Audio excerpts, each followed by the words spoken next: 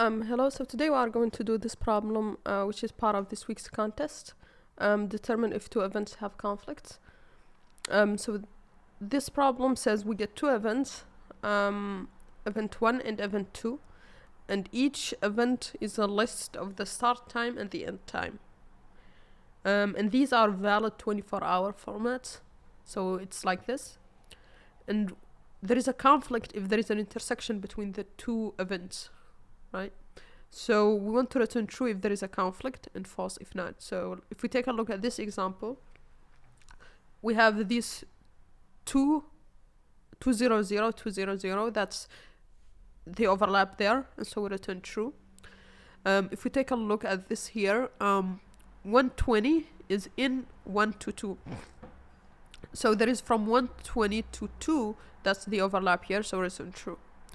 For these two, these are independent. We have from 10 to 11 and then from 2 to 5, from 2 to 3, right? PM. So these two don't overlap, so we return false. So that's the idea. Now, how can we solve it? There is definitely like a solution to do it with just if-else check, right? Where you convert and get the times and then you check each case by case. I won't explain it in detail because it's a little bit complicated to understand, but it's something like this, right? Where you get the times and then you do comparisons. But this one is a little bit complicated and we can simplify actually. So how do we simplify this problem? Well, what's making it complicated is that we have both the hours and minutes, and we need to compare each. That's what made it complicated. So how about we just simplify it and make it just minutes, right? So each hour you can just convert it to a minute. So if you have 2:30, right? This is basically, we are doing AM. This is AM, but we are doing like, if it was PM, we will do 14:30, right? So what this is actually, if we count how many minutes from 00. For each minutes, so each time we just convert it to how many minutes from 00 for that day, right? So to do that, well, just 2 multiplied by, it's 2 hours, multiplied by 60 to get how many minutes for that, plus the number of minutes, right? And this will give us how many minutes for it. If we have, let's say 14, maybe 55, well, we'll do just 14 multiplied by 60, that's how many minutes elapsed since 00, plus 55, right? So that's the idea. Once we convert here this way, it should be easy to find the overlap. How? Well, we can just take every minute in that day, right? So because this is in the same day, so that's what made it easier. So we can take just every minute in that day. So in that day there are 24 hours.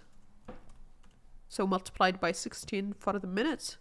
But we don't, the last 24, exact 24:16, that's the 00 hour, 000 time for the next day. So we just need to go up to -1. And we can go from 0 to this, right? So this would be from, basically this would be from 00 to 23, right? 59, okay? And so we can just do for all the minutes in this time here, we'll call it M, we can check if this is in both events, so it's in the range of both events, after converting to minutes, then we return true. So if in range of event 1 and event 2, we return true, then just return true. But if we go through all the minutes in that day, and we didn't find any minutes that is in both at the same time, then we can return false, right? Okay?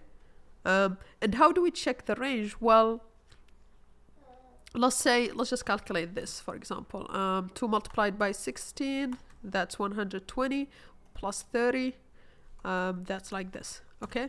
And if you have 0, 1, 30, let's say we have an event 1 is these two, right? So that would be 0, 1 multiplied by 16 plus 30, right? So that would be 16 plus 30, that's 19, right? So let's say this is our event 1. And let's say our event 2 is maybe let's do, I don't know, maybe let's do 0 2 to maybe 330, right? So this one would be 0 2 multiplied by 60. So sorry, this is 120 plus 30, so 50, right? Because 2 16, that's 120. So here this would be 120 for the first one, and for 330 that would be 3 multiplied by 60 plus 30, right? So that would be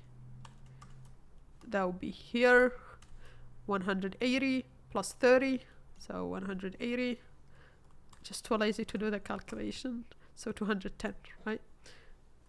Okay, so now what we will do is just go through all the events from 0 to 24 multiplied by 16, and then check if any of them is both in the range of 19 150 and it is in the range of 120 210, right? If we do this, we'll find, well, 120 itself isn't within both ranges, right? For example, that would be the first thing that we'll find in the two ranges, right? And that's exactly 130, and that's sorry, that's exactly 2 p.m. right? 2 a.m. That's exactly 2, which is exactly the exact solution, just looking at those two events, right? So yeah, that's pretty much the idea. If we, since it's complicated to do because of the hours and minute difference, we can just normalize and convert everything into minutes, and then it's easier to check. The other thing is that instead of like going from the events, we can just go from all the minutes in the day. It's not a big number, and just check for every one of them, right? So that's the idea. Now let's implement it. So first we need to convert each event to a minutes format, right? So to convert to minutes format, what we did is just multiply the hour by 60 and then add the minutes. So we just want to return what are the so for 0 something like this, to get the hour, these are the indices of the string 2 3 4, right? So the first 2 are the hour, and in Python to get these we just do up to 2, which will give us the 2 first ones. So we want to convert it to an integer because we want to multiply it by 60. And then we want to add the minutes. The minutes start from 3 to the end. So in Python, we can just do 3 to the end and convert this to an int. Okay. And now we need to just, so we get the E1 start and the E1 end. And we want to just convert them to minute format. So we can just map the list of event 1 that has the 2 to minutes. Sorry, the function needs to be first. And then we need to do the same thing for event 2. So we get the start and the end. And now we need to go through all the minutes in the range of 24 multiplied by 60. And this is open interval because we want to stop at 2359. So that's this minus 1. And that's what Python will do here. And so we want to check if m is between the two. So we want to check if we have this. So if it's in the range of both. So that would mean basically it's within the range of E1 start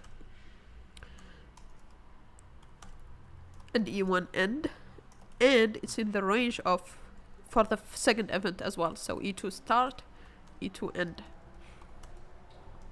So if this is the case, we want to return true. Otherwise, we want to return false. Okay? And that should be it. So let's run this. Looks good for that. Let's run it again. And let's submit. Cool. So that passes test cases. In terms of time complexity, we are doing this loop, which is 24 multiplied by 60. So sort of constant here. In terms of space, we are using just extra variables here. So just 4 here. So constant time as well. So this should be pretty fast. Yeah. Okay, so looking at this, actually what we are doing is we are just looking at the overlap between these two intervals, but we are looking at it by going through all the numbers. So these actually just two intervals. They are just like, we have an interval from E1 start, right, to E1 end, right? And then we have an interval from E2 start to E2 end, right?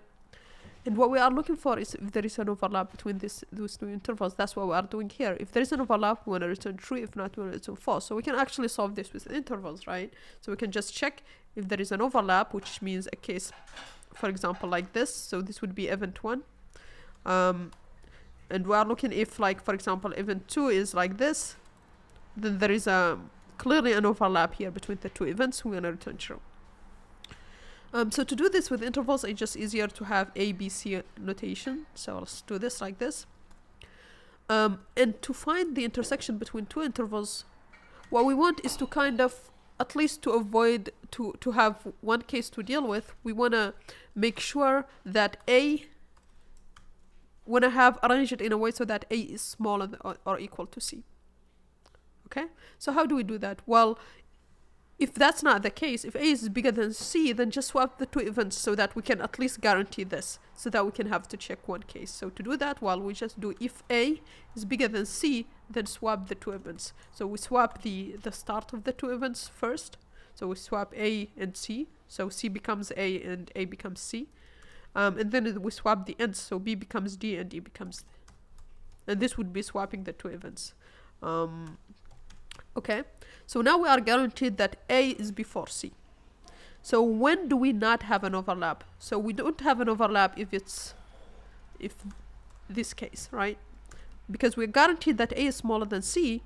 It's either like this, or it's like this. It can't be like this, the other variant, because we guaranteed that C is smaller than A, right? So it has to be something like this. So in this case, there is an overlap, but if it's like this, there is no overlap. So if B is smaller than or equal to C, then there is no overlap. But if C is bigger than B, then there is an overlap. Then there is no overlap, sorry. So if C is bigger than B, then there is no overlap, like in this case here. So if B is bigger than C, if C, sorry, is bigger than B, then there is no overlap, like this case, right? So there is no overlap. So when there is no overlap, that means there is no conflict. So we need to return false.